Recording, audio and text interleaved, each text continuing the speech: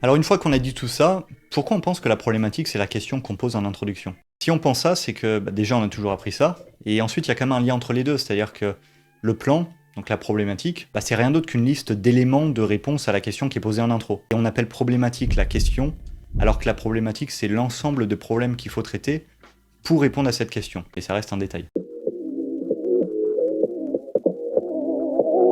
Le résultat final, c'est que quand on prend tous les chapitres de notre thèse, si on n'a rien oublié, on a l'ensemble des problèmes qui se posent sur notre sujet. Et c'est pour ça que la problématique, c'est le plan. Parce que la question qu'on appelle problématique, c'est un résumé de cet ensemble de problèmes qu'on va formuler sous forme de questions.